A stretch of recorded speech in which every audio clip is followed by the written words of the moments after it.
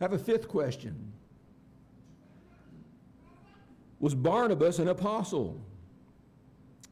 This one comes up from time to time. The answer is yes and no. One of those. Was he one of the 12 who walked with Jesus? No, of course, he was not that. Was he later added to the number of the 12 like Matthias was, or like Paul was later on? No, he was not that. Was he baptized of the Holy Spirit? Not that we have any record of. Was he able to impart the spiritual gifts? Not that we have any record of. Could he do the signs of an apostle? Not that we have any record of. Nothing like that. But remember that the word apostle, the Greek is apostolos. It simply meant one who was sent. It was not primarily a religious word. You and I think of an apostle as some kind of a religious person, and that's not what the word meant in the first century. If I sent somebody to the grocery store to get some bread, they would be my apostle, right? The one that I sent on this mission. And so that's really all the word means, one who is sent.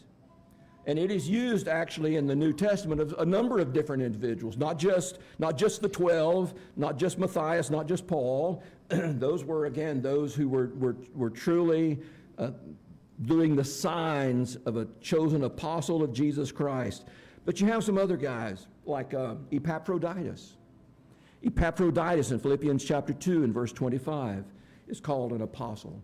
Now you might have to go back to the original language. Okay, he's one sent. So, but in the Greek, the word there is apostolos. And so, yeah, Epaphroditus was one of those. He was sent by Paul, by the church, or he was sent to Paul by the church in Philippi.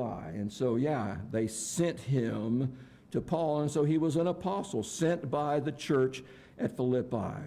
In 2 Corinthians chapter 8 and verse 23, now again, your English translations may not translate it this way, but the word is apostle or apostolos there. 2 Corinthians 8 and verse 23, as for Titus, Paul writes, he is my partner and fellow worker for your benefit. And as for our brothers, whoever these guys are, they are messengers of the churches, apostles of the churches, the glory of Christ. So they were sent by the churches with Paul on this third missionary journey. Even Jesus was called an apostle, right? Hebrews chapter 3 and verse 1, he's called the apostle and high priest of our confession. Well, who sent him? Well, you know who sent Jesus. The Father did. He was sent by God to do the work. And so he's very rightly called an apostle. So the word was a very common word that was used.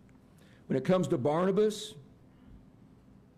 Acts chapter 14 and verse 14, you might remember that Paul and Barnabas' first missionary journey, they had healed a lame man, and in verse 10, and then in verse 13, the priest of Zeus wanted to make a sacrifice to them, and so he brought out animals. He was ready to sacrifice to Paul and to Barnabas. And when the apostles, verse 14, the apostles, Barnabas and Paul heard it, they tore their garments and rushed out into the crowd crying, why are you doing these things? Now the question is, who sent these guys? We know that Paul, as an apostle, a miracle worker, one baptized of the Holy Spirit, he could do the signs of an apostle. Now we know Paul had that designation. But here he's included with Barnabas as one who was an apostle. And so who sent these guys out? Who sent them out? In Acts chapter 13, you just have to go back to the previous chapter, Acts chapter 13, starting in verse 2.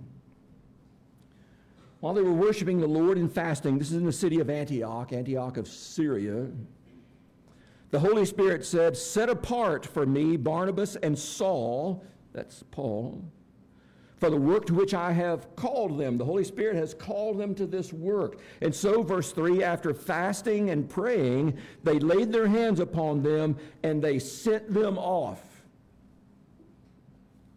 Well, one sent.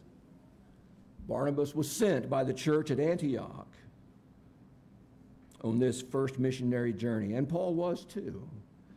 And so in that sense, Paul, I guess he was a double apostle, sent by the church in Antioch, but an authoritative apostle because he was sent by Jesus as an apostle to the Gentiles.